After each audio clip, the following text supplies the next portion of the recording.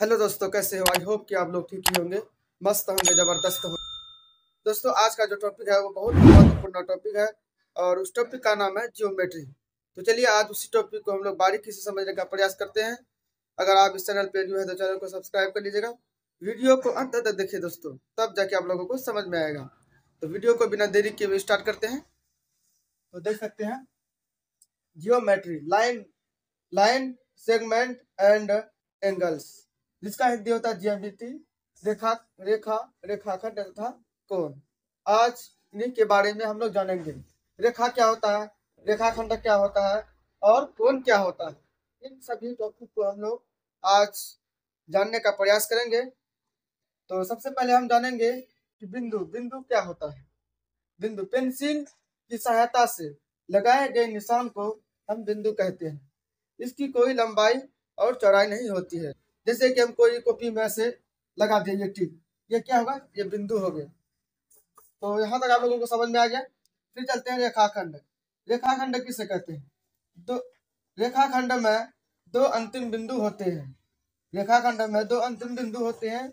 इनके दोनों अंत बिंदुओं को ए तथा बी से दर्शाते हैं। इसकी निश्चित लंबाई होती है। रेखाखंड की जो है लंबाई वो निश्चित होती है और चौड़ाई इसकी चौड़ाई नहीं होती है।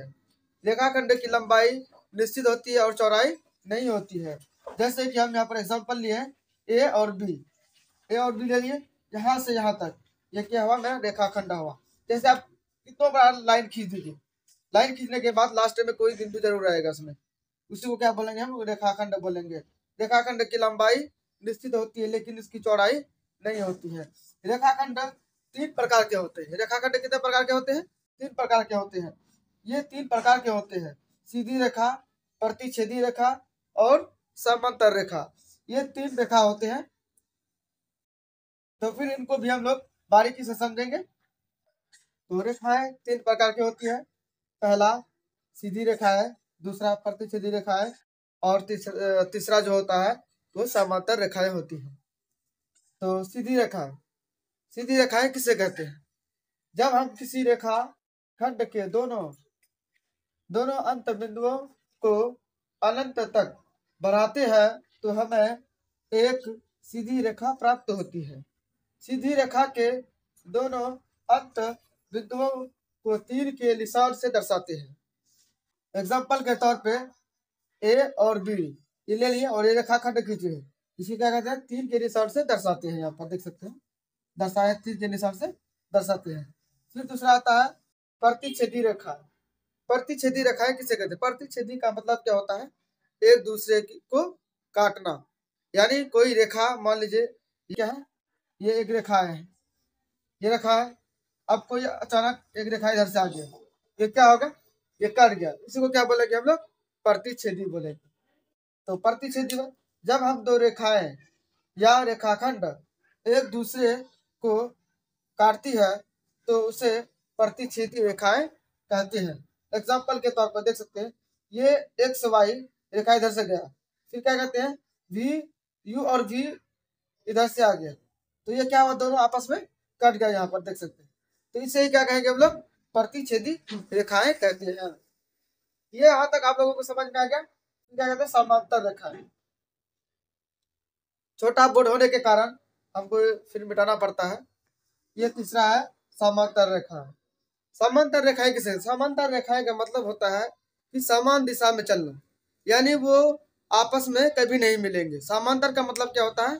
आपस में वो कभी नहीं मिलेंगे। सीढ़ी जो होता है, से रेल का पटरी जब आप लोग देखे होंगे, क्या होता है? समान दिशा में चलती है। जब मुड़ता है तो भी क्या होता है? समान दिशा में ही मुड़ता है, लेकिन आपस में समान की जो रेल की जो पटरी है वो आपस में नहीं मिलती है। तो क्या हुआ? रेल का पटरी भी क्या है? एक समांतर रेखा ही है। तो मैं उम्मीद करता हूँ कि आप लोगों को यहाँ तक समझ में आ गया होगा।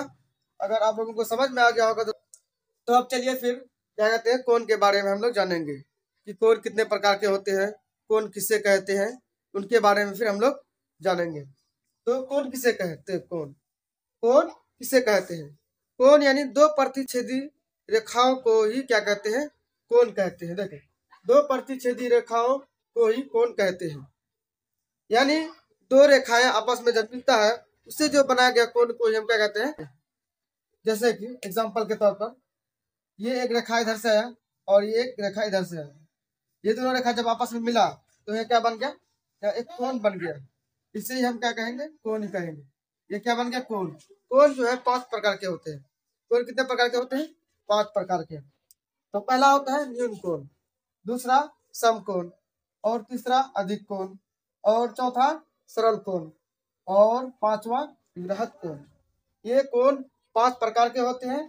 तो चलिए फिर कोणों के बारे में हम लोग जानेंगे।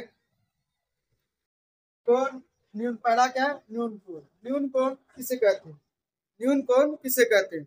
न्यून कोण 0 डिग्री से अधिक तथा 90 डिग्री से कम हो उसे क्या कहेंगे हम लोग, न्यून कोण कहेंगे। उसके बाद फिर क्या है, समकोण। समकोण किसे कहते हैं, समकोण इसकी माप 90 डिग्री हो उसे क्या कहेंगे, समकोण कहेंगे। फिर तीसरा है अधिक कोण। अधिक कोण किसे कहेंगे, वह कोण जिसकी माप 90 डिग्री से अधिक परंतु 180 डिग्री से कम हो उसे क्या कहेंगे, अधिक कोण कहेंगे। तो देख सकते हैं न्यून कोण 0 डिग्री से अधिक तथा अधिक तथा 90 डिग्री से कम के कोण को हम क्या कहेंगे, न्यून कोण कहेंगे। यहाँ पर देख सकते हैं एग्जाम्पल ये है, सीधे करके कोण दी है और इसका कितना डिग्री, 40 डिग्री है। इसका माप कितना, 40 डिग्री है, यानी 90 डिग्री से कम है और 0 डिग्री से क्या है, ये अधिक है। तो इसे क्या कहेंगे हम लोग, न्यून कोण कहेंगे। फिर दूसरा आता है समकोण। वह कोण जिसकी माप 90 डिग्री हो उसे हम क्या कहेंगे, समकोण कहेंगे। एग्जाम्पल लिए है क्या, ये कितना डिग्री का कोण है, ये 90 डिग्री का कोण है, इससे क्या कहेंगे, समकोण कहेंगे। फिर तीसरा है अधिक कोण।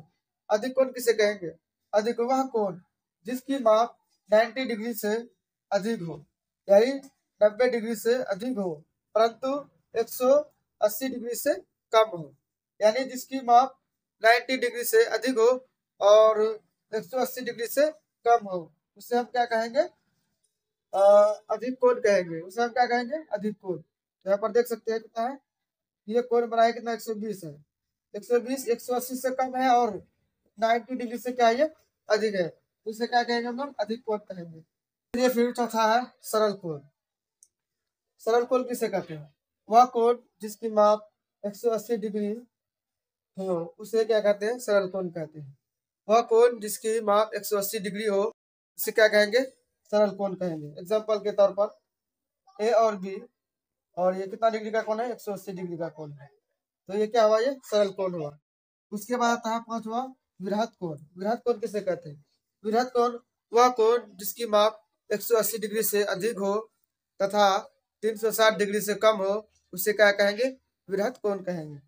तो वह कोण जिसकी माप 180 डिग्री से अधिक हो तथा 360 डिग्री से कम हो इसे क्या कहेंगे, वृहत कोण कहेंगे। तो दोस्तों ये पूरा हो गया, कोण के बारे में हम लोग जान गए हैं। तो उम्मीद करता हूँ कि आप लोगों को ये वीडियो अच्छा लगा होगा। अगर वीडियो अच्छा लगे तो वीडियो को लाइक कीजिए और अगर आप इस चैनल पर न्यू हो तो चैनल को सब्सक्राइब कर लीजिए। तब तक के लिए धन्यवाद, शुक्रिया।